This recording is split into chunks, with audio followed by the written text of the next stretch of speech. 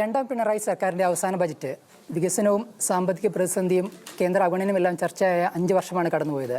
ഇപ്പോൾ ധനമന്ത്രി കെ.എൻ. ബാലഗോപാലാണ് ബഡ്ജറ്റിന് മുന്നോടിയായി നമ്മളോട് ചേരുന്നത്. മിസ്റ്ററെ, 5 വർഷം പൂർത്തിയാക്കി.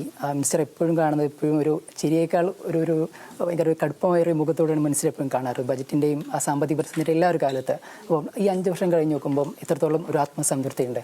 5 വർഷം മുമ്പ് ചുമതല ഏറ്റെടുക്കുമ്പോൾ ഈ കേരളം വലിയ പ്രതിസന്ധി പോയിട്ട് 2 വർഷത്തിനകം സാമ്പത്തിക തകരുമെന്നാണ് ഒരു കൂട്ടം വരുന്ന സാമ്പത്തിക വിദഗ്ധന്മാരും പ്രത്യേകിച്ച് പ്രതിപക്ഷവും പറഞ്ഞത്. അവർ നിയമസഭയിൽ തന്നെ പറഞ്ഞു, ഖജനാവ് പൂട്ടിക്കിടക്കുകയാണ്, പൂച്ചപറ്റി കിടക്കുകയാണ്, നിങ്ങളൊന്നും കൊടുക്കാൻ പോകുന്നില്ല, പ്രഖ്യാപനങ്ങളേ ഉള്ളൂ.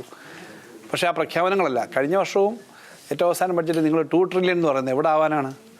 വാസ്തവത്തിൽ അതിലേക്കെല്ലാം കൃത്യമായിട്ട് എത്തുന്ന തരത്തിലേക്ക് കാര്യങ്ങൾ എത്തിയില്ലേ? നമ്മളൊരു കൺസ്യൂമർ സെറ്റാണ് നമ്മൾ പുതിയ അറിയപ്പെടുന്നത്. അപ്പം ഈ 5 വർഷത്തിലെടുക്ക് ഏറ്റവും കൂടുതൽ ശ്രദ്ധ കൊടുത്ത ഏത് മേഖലക്കായിരുന്നു? ഏറ്റവും പ്രധാനം നമ്മുടെ അടിസ്ഥാന ജീവിത സൗകര്യങ്ങളാണ് ഒന്നാമത്തെ കാര്യം. ഏറ്റവും സാധാരണക്കാരുടെ ക്ഷേമ പെൻഷനും ആനുകൂല്യങ്ങളും ഏറ്റവും പ്രധാനമാണ്. ആശുപത്രി, സ്കൂള്, എഡ്യൂക്കേഷനാണല്ലോ നമ്മുടെ ഭാവിയിലെ ഏറ്റവും പ്രധാനപ്പെട്ട കാര്യം.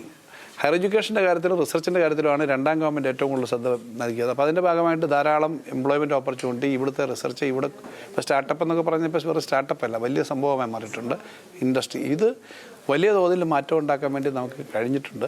അതിനെന്തെങ്കിലും പദ്ധതികൾ എന്തെങ്കിലും ആലോചനയുണ്ടോ പ്രത്യേകിച്ച്? അല്ല, അതിൻ്റെ പദ്ധതിയിൽ ഏറ്റവും പ്രധാനമാണല്ലോ ഈ സാമൂഹ്യക്ഷേമ പെൻഷൻ. 62 ലക്ഷം പേർക്ക് കൊടുക്കുകയെന്ന് പറഞ്ഞാൽ ചെറിയ കാര്യമല്ല. ഇപ്പം ഇതേപോലെ പദ്ധതിയാണ് സ്ത്രീകൾക്കുള്ള സുരക്ഷാ പദ്ധതി. ഇങ്ങനെയുള്ള കാര്യങ്ങൾ ധാരാളം നമ്മൾ ചെയ്തു തന്നെയാണ് പോകുന്നത്. അപ്പോൾ അത്തരം പ്രയോറിറ്റി ഇനിയും തുടരും. ആവർത്തി ഒരുപാട് വട്ടം ചോദിച്ചൊരു ചോദ്യമാണ് ഈ പെൻഷൻ എത്രത്തോളം കൂട്ടുന്നുള്ളത്. അപ്പോൾ പെൻഷൻ നമ്മൾ നേരത്തെ തന്നെ ഈ ക്വസ്റ്റ്യൻ പലപ്പോഴും ചോദിക്കുന്നതാണ്. നമുക്ക് കിട്ടേണ്ട പണത്തിനകത്തുനിന്ന് നല്ല തോതിൽ വെട്ടിക്കുറച്ച, നമ്മൾ മാനിഫെസ്റ്റോ തയ്യാറാക്കുന്ന സമയത്തുള്ളതിനേക്കാളും എത്രയും വലിയ വെട്ടിക്കുറവ് വന്ന ഒരു ഘട്ടമാണ് പിന്നെ വന്നത്. രണ്ടാമത്തെ കാര്യം, നമുക്ക് ഈ GST വന്നതോടുകൂടി നമ്മുടെ തനത് ഇൻകം വളരെ കുറഞ്ഞു. ആ കുറവിനിടയിലാണ് നമ്മൾ ഈ കാര്യങ്ങൾ ചെയ്യുന്നത്. ഒന്നാം പിണറായി സർക്കാർ അനൗൺസ് ചെയ്ത എല്ലാ കാര്യങ്ങളും രണ്ടാം പിണറായി സർക്കാർ നടപ്പിലാക്കി. അഷ്യൂർഡ് പെൻഷനെ കുറിച്ച് മിനിസ്റ്റർ സൂചിപ്പിച്ചു. അഷ്യൂർഡ് പെൻഷനും കഴിഞ്ഞ ബഡ്ജറ്റിലാണ് അഷ്യൂർഡ് പെൻഷൻ പറഞ്ഞത്. അതിന് കൃത്യമായൊരു കാര്യങ്ങൾ തന്നെ മുന്നോട്ട് പോകുന്ന തരത്തിലാണ്. ഈ കേന്ദ്ര അവഗണന വലിയ രീതിയിൽ നമ്മൾ വികസനത്തെ ബാധിച്ചിട്ടുണ്ട്. അപ്പോൾ എത്രത്തോളം പിന്നോട്ട് അടിച്ചിട്ടുണ്ട് ഈ ഒരു കാലഘട്ടത്തിൽ? ഈ കിട്ടേണ്ട ഒരു 2,50,000 കോടി രൂപയുടെ കിട്ടേണ്ടത് കഴിഞ്ഞ 5 വർഷം കൊണ്ട് നഷ്ടപ്പെട്ടിട്ടുണ്ട്. ആകെ നമുക്കിനി കുറച്ച് കൊടുക്കാനുള്ള ബാധ്യത എന്ന് പറഞ്ഞാൽ ഈ DAയുടെ കുടിശ്ശികയുണ്ട്. ആകെ അതേ ഉള്ളൂ. അതൊരു 10-25,000 കോടി രൂപയോളം ഉണ്ടെന്നുള്ള സത്യം. അത് കൊടുത്താലും 2 ലക്ഷം കോടി രൂപയിലധികം നമുക്ക് അധികം എന്തായാലും 2 ലക്ഷം കോടി രൂപയിലധികം ഉണ്ടെന്ന് പറഞ്ഞാൽ ഒരു വർഷം 10-40,000 കോടി രൂപ നമ്മുടെ സമൂഹത്തിലേക്ക് വന്നാൽ അതൊരു 1.5 ലക്ഷം കോടിയായിട്ട് സമൂഹത്തിൽ വന്ന് ആ ഡെവലപ്മെൻറ്റ് ഉണ്ടാവേണ്ടതാണ്. ആ പണം കേന്ദ്രം തരാതിരുന്നതിൻ്റെ പ്രശ്നമുണ്ട്. പക്ഷേ എല്ലാ കാര്യവും നമ്മൾ നടത്തിപ്പോന്നു എന്നുള്ളതല്ല കാര്യം. നമുക്ക് കിട്ടേണ്ടത് കിട്ടിയില്ല എന്നുള്ളതാണ് പ്രശ്നം.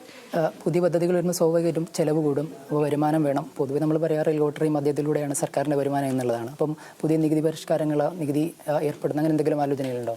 തെരഞ്ഞെടുപ്പ് സമയത്ത് സാധാരണ അത് നികുതി വരാറില്ല എന്ന് ജനങ്ങൾ പ്രതീക്ഷിക്കും. അതുമാത്രമല്ല, മദ്യവും പെട്രോളുമാണ് ആകെ നികുതി ഏർപ്പെടുത്താവുന്ന 2 മേഖല. അവിടെ നമുക്കിനി കൂടുതൽ നികുതി ഏർപ്പെടുത്താൻ പറ്റില്ല. കാരണം മദ്യത്തിൻ്റെ വില കൂടി പോയി കഴിഞ്ഞാൽ മയക്കുമരുന്ന് കൂടുന്നതാണ് പ്രശ്നം. അപ്പോൾ അത് കാരണം അങ്ങനെ നമുക്ക് റിസോഴ്സ് ഉണ്ടാക്കാൻ അധികം പറ്റാത്തൊരു സ്ഥിതിയുണ്ട്.